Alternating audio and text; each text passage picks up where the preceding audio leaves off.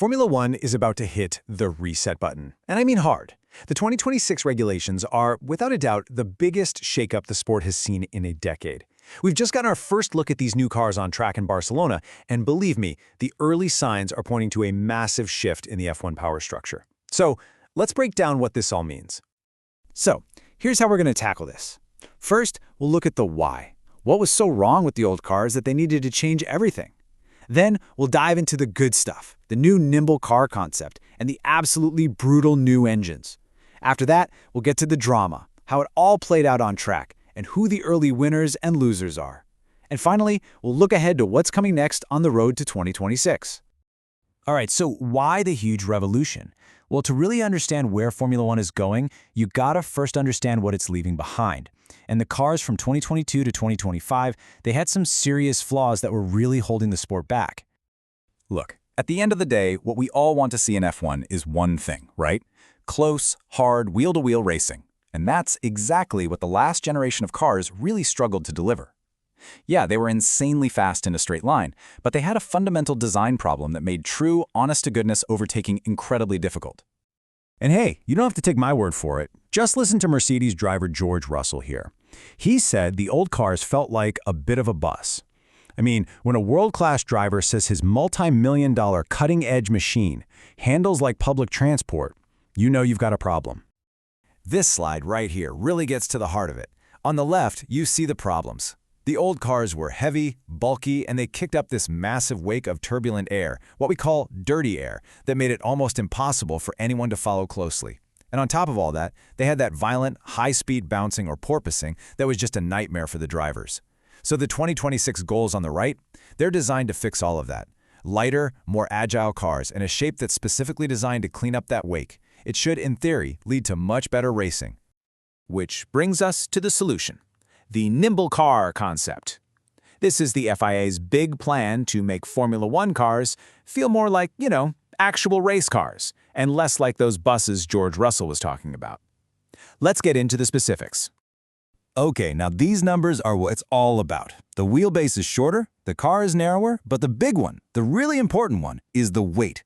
They've shaved off 30 kilograms from the minimum weight. In a sport that's decided by thousands of a second, shedding 30 kilos is absolutely monumental. It's a change aimed squarely at making these cars more responsive, more agile, and just more alive. And this is one of the biggest technical shifts of all. Say goodbye to DRS as we knew it. For 2026, we're getting active aerodynamics. So now drivers have two modes they can switch between manually. You've got Z mode for the corners, which gives you maximum grip and downforce. Then, when you hit the straights, you flick over to X mode, which flattens out the wings to slash drag and just rocket down the straights. It's a much more hands-on, strategic system for every single driver out there. Now let's move from the outside of the car to the heart of the beast. We're talking about the power unit, and the 2026 engine is a completely different animal, bringing a whole new set of challenges that these drivers have to master. And to get a sense of what this actually feels like from the cockpit, just look at this quote from Mercedes Junior driver Andrea Kimi Antonelli. The acceleration is quite brutal. That's because these new engines rely so heavily on electrical power, creating this insane surge of torque that the drivers are, frankly, still getting used to. So where's that brutal acceleration coming from? It's coming from right here. The power unit has been totally rebalanced. We've gone from a split that was heavily in favor of the combustion engine to a near-perfect 50-50 split. That electric motor, the MGU-K, that's the part that harvests energy when you brake, is now almost 3 times more powerful. This isn't just a little tweak, it's a fundamental reinvention of how a Formula One car generates speed. But, and this is a big but, all that electric power comes with a catch. The new engines have gotten rid of the MGU-H, which was a super clever piece of tech that recovered energy from the turbo's heat. Now, all the battery charging has to be done under braking. And that means drivers can't just stop on the brakes at the last second anymore. They have to strategically lift and coast into corners to regenerate enough juice for the next lap. This adds a whole new chess match to every single corner of every single race. So that's the theory. But how did it all actually play out on the tarmac? Let's get to the juicy part, the results from the very first test in Barcelona, where we saw the first hints of a brand new pecking order.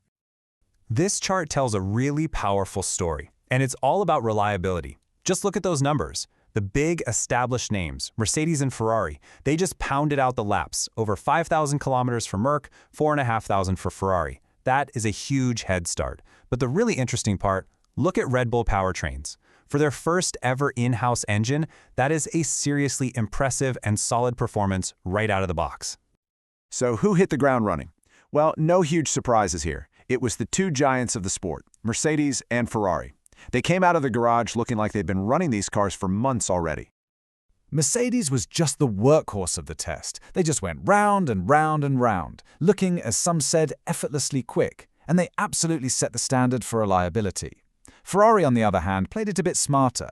They were quietly racking up the miles, doing their thing, and then on the final day, boom! Lewis Hamilton goes and sets the fastest time of the entire test. That was a clear statement of intent. Now let's talk about what might just be the biggest story to come out of this test: the debut of Red Bull's very own engine. After years of relying on partners, they finally built their own. And honestly, the results were way better than many expected. I cannot overstate how hard it is to build a competitive F1 engine from scratch. It is one of the toughest challenges in all of motorsport.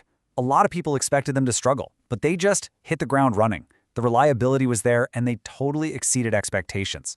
This proves Red Bull isn't just a world-class chassis builder anymore. They are a full-works engine manufacturer, and they are serious. But for every success story, there's always the other side of the coin. For the grid's newest teams, Audi and Cadillac, the Barcelona test was, to put it mildly, a brutal baptism by fire. You really can't get more blunt or more honest than this quote from Cadillac's new driver, Sergio Perez. Problems everywhere. Wow, that one sentence just perfectly captures the immense struggle of trying to join Formula One right in the middle of a massive rules change. Yeah, it was rough. Both newcomers were just plagued with gremlins.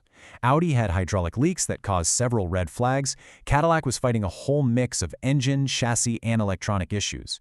In the end result, they completed less than half the mileage of Mercedes. That is crucial track time and data that they just don't have. So, after a completely fascinating first shakedown, where do we go from here? Well, the clock is ticking, and it is ticking down fast to the very first race of this new era in Melbourne, Australia. But the story is far from over. The teams are now heading to Bahrain for 2 more absolutely critical preseason tests. This is where the sandbagging stops, this is where the excuses end, and we'll really start to see the true pace of these incredible new cars. And then, on March 8th, the talking is done, the lights go out in Melbourne, and we will finally know who has truly mastered this brand new formula. And that leaves us with one final massive question. Mercedes and Ferrari came out of the blocks looking incredibly polished. Red Bull proved their ambitious engine project is the real deal. So, after this very first taste, are we witnessing the early signs of a new dominant force in Formula One? Are we watching the dawn of a new dynasty? I guess we're all going to find out very, very soon.